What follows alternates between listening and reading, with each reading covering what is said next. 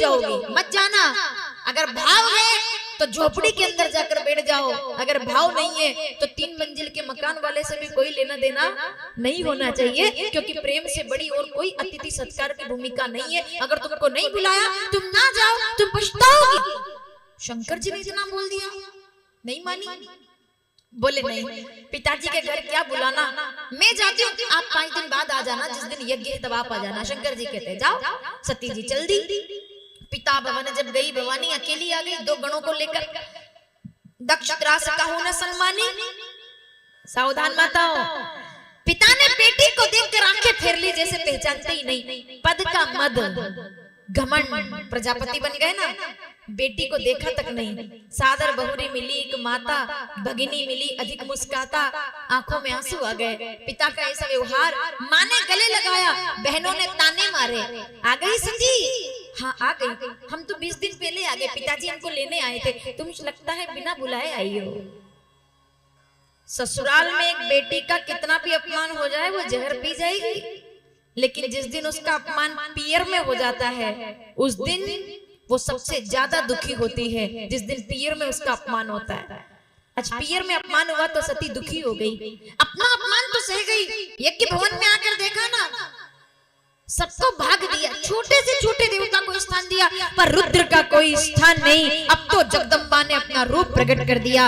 हे सभा में बैठे सभासदों, सुनो सभासद सकल मुनिंदा, कहीं सुनी तुम शंकर निंदा। इस सभा के जितने लोगों ने, जितने ब्राह्मणों ने शंकर जी की निंदा कही और सुनी है, मैं उनको श्राप देती हूँ। जितने ब्राह्मण, जितने साधु, जितने संत यहाँ बैठकर शंकर जी की निंदा अब तक सुन रहे थे, यहाँ रुद्र का भाग ना होते हुए भी जिनने भाग स्वीकार किया, उन ब्राह्मणों को मैं श्राप देती हूँ कि वो सब ब्राह्मण कलयुग के तीर्थों में जाकर के जन्म लेंगे। सावधान, क्या श्राप मिला है ब्राह्मणों को, संतों को जो वहां बैठे थे, इन सब को मैं श्राप देती हूँ। ये सब मेरे श्राप से कलयुग के बड़े बड़े तीर्थों में जन्म तो लेंगे, लेकिन शरीर की अपंगता के कारण जिंदगी भर मंदिर के बाहर बैठकर भीख मांगेंगे, पर कभी मंदिर जाकर के भगवान का दर्शन नहीं कर पाएंगे। ये मेरा श्राप है। आपने मंदिर के बाहर देखा होगा कितने लोग बैठे रहते, उनकी बीमारी समझ में नहीं आती, क्या हुआ इनको, किसी का हाथ नहीं है, किसी का पैर नहीं है, किसी का शरीर खराब हो गया है। देखा आपने, वो जिंदगी भर भीख मांगते हैं, पर कभी उनको मंदिर के अंदर आप जाते हुए नहीं देखोगे कि वो दर्शन कर रहे हैं, कभी नहीं करेंगे। सती जी ने श्राप दिया है। ये किसकी गति है? जो शंकर जी की निंदा करता है उसकी गति यही होती है, जो शंकर जी की निंदा सुनता है उसकी दुर्गति ऐसी होती है।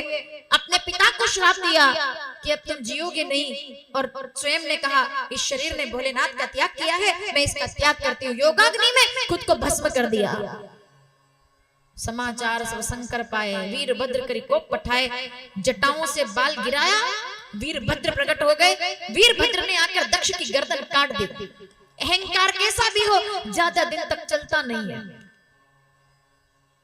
और जगदम्बा ने जब शरीर का त्याग कर दिया, शंकर जी आए, पूरा यज्ञ विध्वंस हो गया। शंकर जी ने माता सती के जले हुए अंगों को उठाया, उठा करके चले, आंखों में आंसू आ गए। कहते हिमालय पर्वत पर भोलेनाथ कई वर्षों तक भटकते रहे, घूमते रहे माता सती के जले हुए शरीर को लेकर। ठीक है, अब सावधानी से सुनिएगा, 2 प्रश्नों के जवाब यहाँ पर मिलेंगे। पहला, रुद्राक्ष का प्राकट्य कब हुआ, और दूसरा, शिवलिंग पर भस्म क्यों चढ़ाई जाती है, शंकर जी भस्म क्यों धारण करते हैं। दोनों का जवाब एक ही कथा में मिलेगा।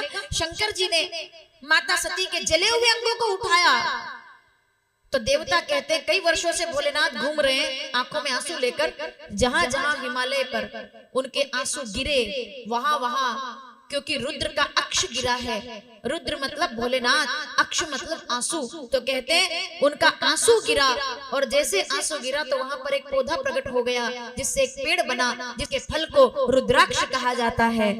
रुद्राक्ष भोलेनाथ को परम प्यारा है। जो रुद्राक्ष आप देखते हैं ना, ये शंकर जी की आंखों का आंसू है, जब वो रो रहे थे।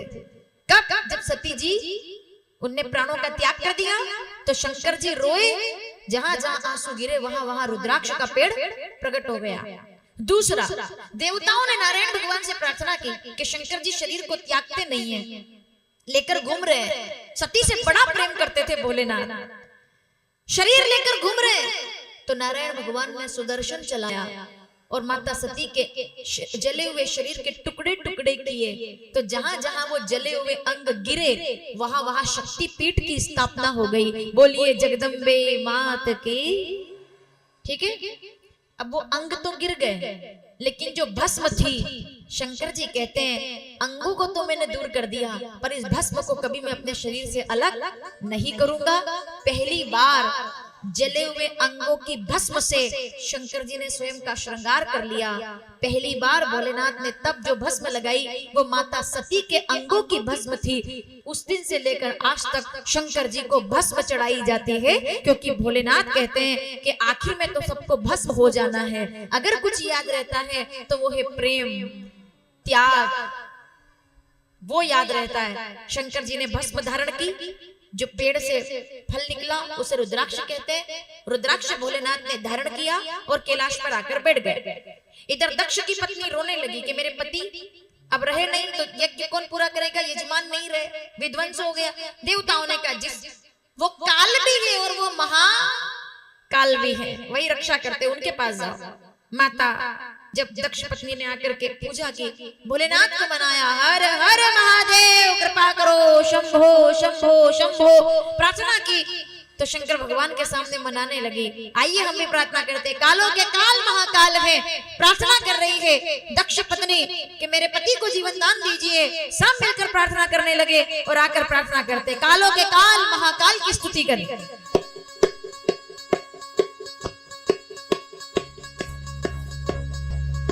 हे भोलेनाथ दया करो, हे भोलेनाथ हर हर महादेव।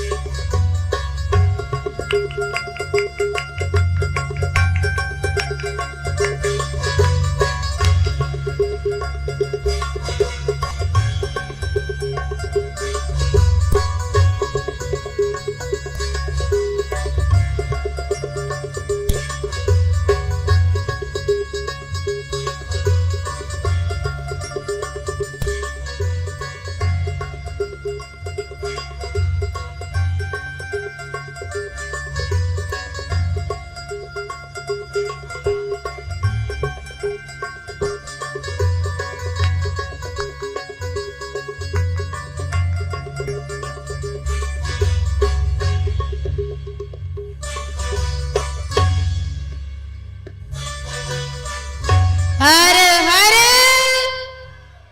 और भैया भोलेनाथ से बड़ा दयालु और कोई नहीं, उनसे ज्यादा दया करने वाला कोई नहीं। शंकर जी ने आंखें खोल दी और मुस्कुरा दिए, मान गए भोलेनाथ। सबसे जल्दी मानते हैं शंकर जी, केवल जल चढ़ाओ मान जाते हैं। ठीक है ना माता, सबसे बड़े दयालु भोलेनाथ है। कोई उन पर दाल चढ़ा देता है, कोई चावल चढ़ा देता है, कोई हल्दी चढ़ा देता है, कोई मेहंदी चढ़ा देता है, ठीक है, कोई फूल चढ़ा देता है। एक चोर गया, सुनाऊं थोड़ा सा। एक चोर गया, उसने देखा भोलेनाथ के आसपास कुछ मिलेगा कुछ मिलेगा। राम जी का मंदिर हो और अगर कोई जाए तो लड्डू मिल जाए, गोपाल जी का मंदिर हो कोई जाए तो रबड़ी मिल जाए, जगदम्बा का मंदिर हो तो प्रसाद मिल जाए, पर शंकर जी के मंदिर में कोई जाए और झपट्टा मारे तो धतूरा आता है, हाथ में धतूरा। उधर लड्डू पेड़े कोई नहीं चढ़ाता, धतूरा चढ़ाते हैं सब। तो चोर ने सोचा कुछ मिलेगा, जैसे इसे पंजा ऐसे हाथ चढ़ा तो कांटे लग गए उसको धतूरे के।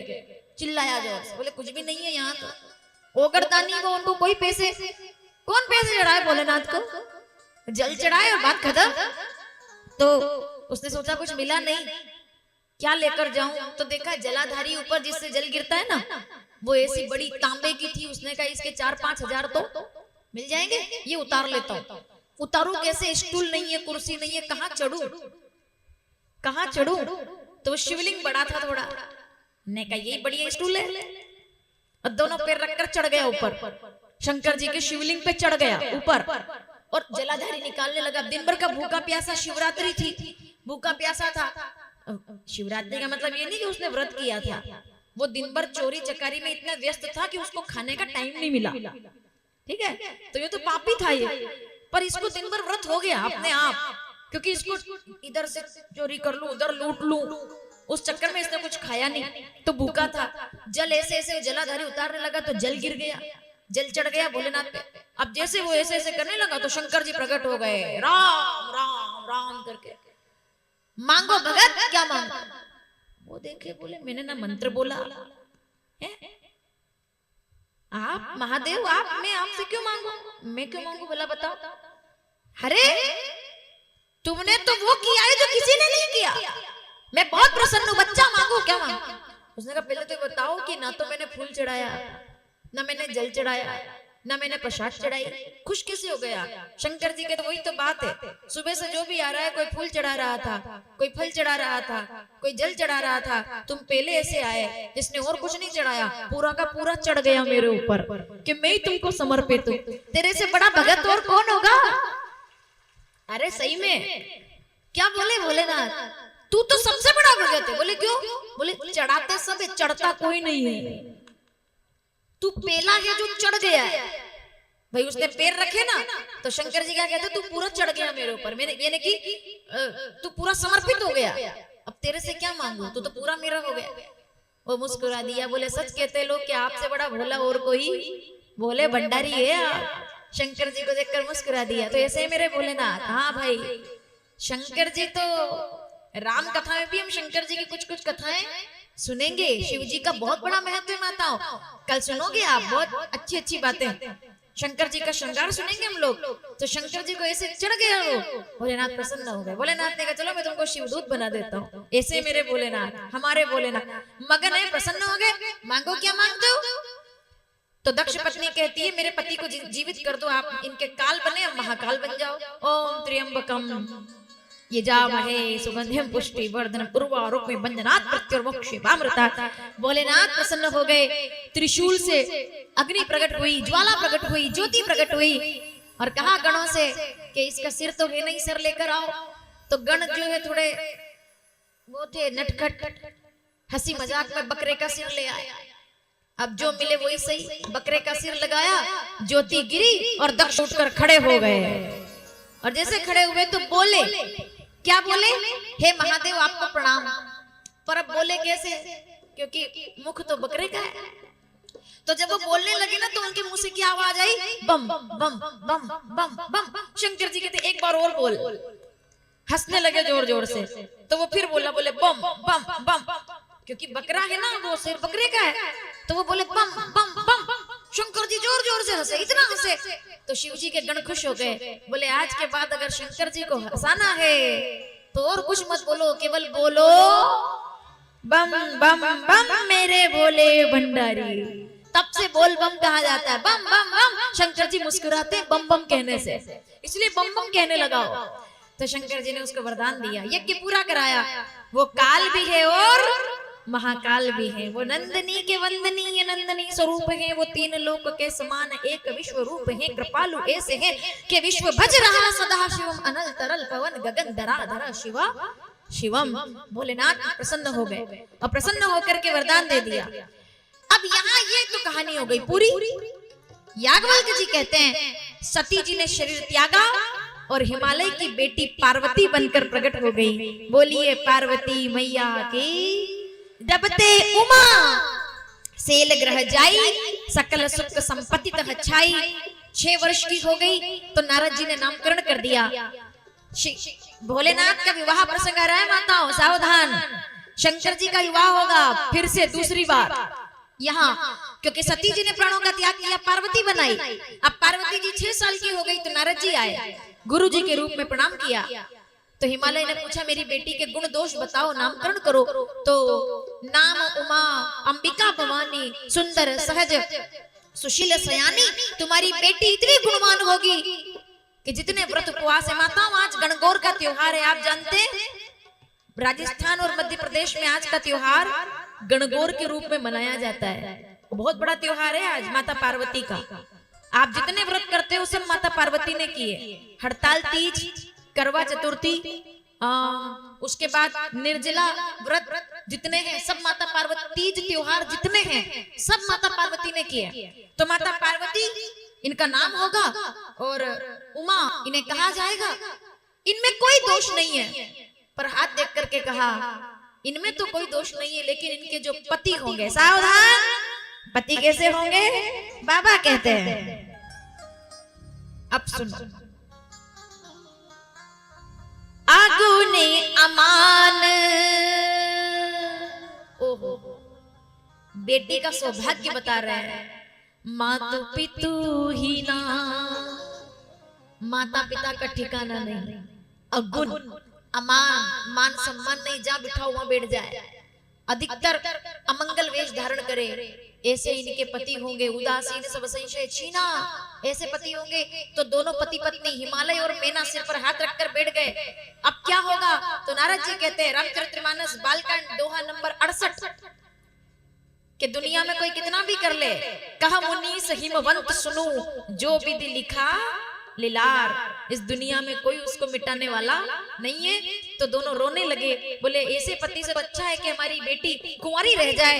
नारद जी कहते हैं नहीं, अगर समस्या है तो समाधान भी जरूर है। अगर तुम्हारी बेटी शंकर जी को मना ले तो सबके सब अवगुण शंकर जी में सद्गुण बन करके विराजमान होते हैं, क्योंकि वो भी अगुण है, अमान है, माता पिताहीन है, वही है भोलेनाथ। अगर उनकी कृपा हो गई तो तुम्हारी बेटी पूजित हो जाएगी। तुम्हारी बेटी से कहो तप करे। अब तक हिमालय और मैना जी ने भोलेनाथ को देखा नहीं था, तो माता पार्वती से कहने गए कि तुम जाकर तप करो। उसके पहले माता पार्वती तप करने की आज्ञा लेने के लिए आ गई। 6 वर्ष की उम्र में माता पार्वती ने तप करना शुरू कर दिया, अखंड तप। थोड़े दिन तक एक समय भोजन किया, अगले वर्ष से एक समय भोजन बंद कर दिया, उसके अगले वर्ष जल पीना बंद कर दिया, निर्जला हो गई, पत्ते खा करके तप करने लगी, पत्ते त्याग दिए, अपर्णा हो गई, पत्ते भी त्याग करके केवल श्वास पर व्रत करने लगी और तप करने में इतनी ज्यादा मगन हो गई कि शरीर का ध्यान नहीं रहा। माताओं सावधानी से सुनना, ये कथा आप लोगों के लिए बहुत जरूरी है जो मैं आगे बोलने वाली हूँ। इतना तप किया तो राम जी गए भोलेनाथ के पास, हे शंकर भगवान विवाह कर लीजिए। क्यों?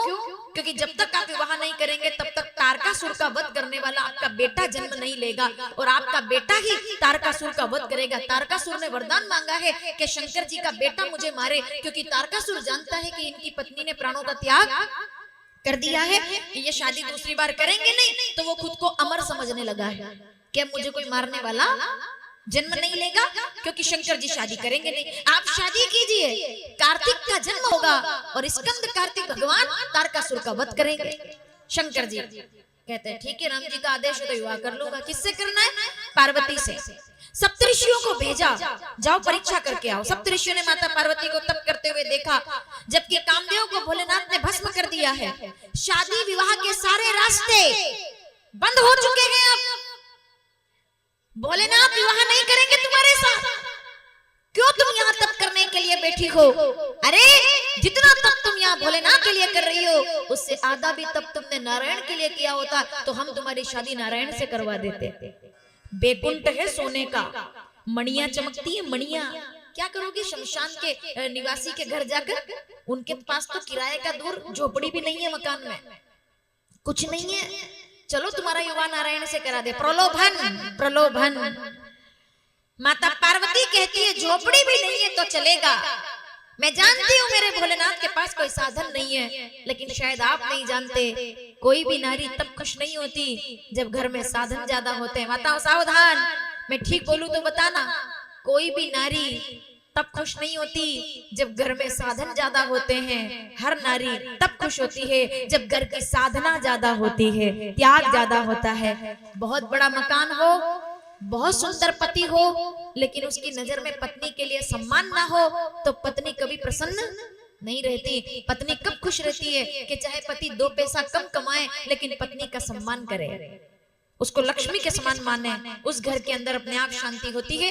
मैं अपने पति, मैं तो शिव की पुजारन बनूंगी, अपने भोले की जोगन, मैं तो भोलेनाथ से विवाह करूंगी।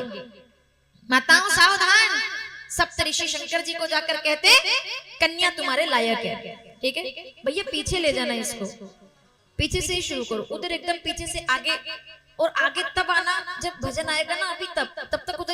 है इसको थोड़ी देर, क्योंकि ये गड़बड़ करेगा। लेके जाओ एकदम पीछे इसको। चलो एक फायदा हो जाता है, वो तो कोई बताए कि ये ड्रोन है, तो वरना पता चले कि पंखे की व्यवस्था की ये पंडाल है। जिधर ज्यादा गर्मी लगे उधर ये दौड़ा दो गर्मी के अंदर। वीडियो का तो पता नहीं, लेकिन पंखे का काम तो एकदम बराबर हो जाए। हाँ, एकदम पीछे ले जाओ इसको, क्योंकि मुझे माताओं से विशेष बात करनी है। माताओं सावधान, सुन रहे हो आप? सप्तऋषि ने कहा शादी करा दे वैकुंठ में, तो शंकर जी का ध्यान करके पार्वती जी कहती है कैलाश पर साधन नहीं है, पर साधना बहुत है, मुझे साधना चाहिए क्योंकि मैं साधिका हूँ। ठीक है, सप्तऋषि आकर कहते हैं कन्या एकदम ठीक है, आप शादी कर लीजिए। माता पार्वती बैठी हुई थी तब में, पीछे तक बैठी माताएं सावधान, बहुत दूर तक बैठी हैं, जितनी दूर मुझे नजर आ रही है। टीवी के सामने, दूसरी टीवी के सामने, पंडाल के आखिर छोर तक जो माताएं बैठी हैं। अगर आपको मेरी आवाज आ रही है तो मेरी कथा को बहुत ध्यान से सुनना। अगला आने वाला शब्द पंडाल की हर नारी के लिए है, हर बेटी के लिए है। सावधान। भोलेनाथ प्रसन्न हो गए। माता पार्वती शिवलिंग बनाकर पूजा करती है रोज, पार्थिव शिवलिंग रोज बनाकर पूजा करती है। शंकर जी प्रकट हो गए। बोलिए भोलेनाथ की। प्रकाश प्रकट हुआ।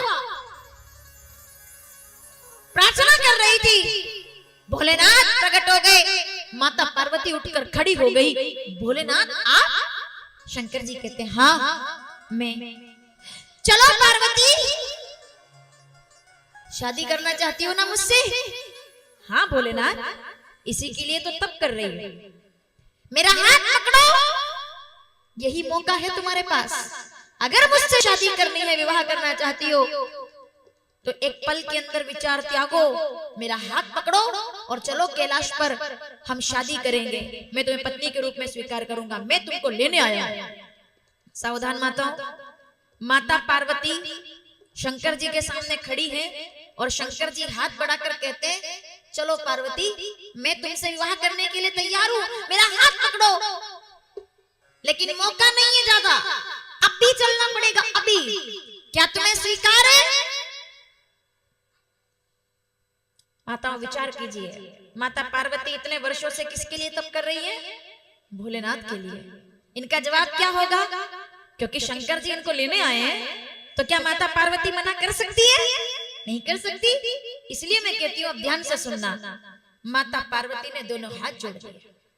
भोलेनाथ कहते पकड़ो मेरा हाथ, मुझसे प्रेम करती हो ना? मेरी उम्र की लड़कियां बैठी होंगी यहाँ, कन्याएं बैठी होंगी यहाँ, बहुत ध्यान से सुनना मैं जो बोल रही हूँ। प्रेम करती हो मुझसे? बोले बिल्कुल करती हूँ, मैं बहुत प्रेम करती हूँ और इसी के लिए तप कर रही थी। भोलेनाथ मैं आपसे विवाह करना चाहती हूँ। शंकर जी कहते तुम्हारी इच्छा पूरी हुई, मेरा हाथ पकड़ो और चलो मेरे साथ, मैं तुमको लेने आया हूँ। माता पार्वती ने दोनों हाथ जोड़ करके, हाथ बढ़ाकर दोनों हाथ जोड़े और 2 कदम पीछे हट गई। मेरी कथा का सार है ये, मैं पूरी बारात और सब आपको सुनाऊंगी, लेकिन ये ध्यान से सुनना, इतना बड़ा पंडाल और ये कथा किसी विशेष उद्देश्य को लेकर के पूरा होना चाहिए, तो आपका यहाँ बैठना सफल होगा। जवाब सुनना माता पार्वती का। माता पार्वती कहती है विवाह तो मैं आपसे करना चाहती हूँ, प्रेम भी बहुत करती हूँ, पर क्षमा कीजिए, अभी मैं आपके साथ जाने के लिए तैयार नहीं हूँ, मैं आपके साथ नहीं जा सकती हूँ। जैसा सन्नाटा पंडाल में है ना, वैसा ही वहां भी हो गया, क्योंकि सबको यही उम्मीद थी कि भोलेनाथ आएंगे और माता पार्वती तुरंत प्रेम करती। प्रेम से बड़ा और क्या होता है ना, प्रेम में तो सब जायज है, सब स्वीकार है, तो हाथ पकड़कर चल देंगे। माता पार्वती कहती है निश्चित रूप से मैं आपके साथ जा सकती थी, लेकिन क्षमा कीजिए, मैं आपसे बहुत प्रेम करती हूँ, पर आपसे भी ज्यादा 2 लोग और हैं जिनसे मैं प्रेम करती हूँ। 2 लोग और हैं जिनसे मैं प्रेम करती हूँ। मेरी आवाज पीछे तक जाए और अगर आपको मेरी बात समझ आ जाए तो समर्थन करना। शंकर जी ने कहा और कौन दो लोग हैं जिनसे तुम प्रेम करती हो?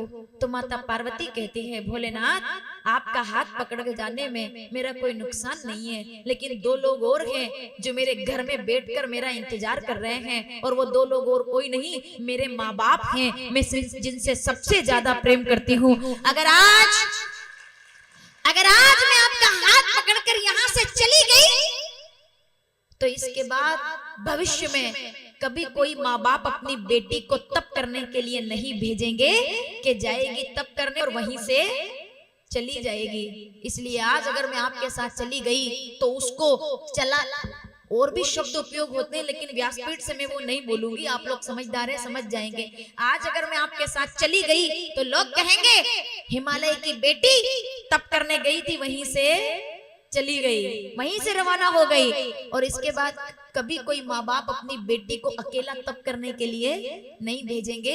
प्रेम तो मैं आपसे बहुत करती हूँ, लेकिन ऐसा प्रेम जो मेरे माँ बाप को समाज में गर्दन झुकाकर चलने के लिए मजबूर कर दे, मैं ऐसे प्रेम को स्वीकार नहीं कर सकती हूँ। आप मेरे घर आइए, मेरे पिता से मुझे मांगिए, वो कन्यादान करेंगे, तब जाकर के पार्वती भोलेनाथ की होगी, वरना जिंदगी भर कुंवारी रह जाऊंगी, किसी और से विवाह तो नहीं करूंगी, लेकिन अपने माँ बाप को नीचा दिखा करके मुझे प्रेम स्वीकार नहीं है। इससे बढ़िया बात और क्या हो सकती है।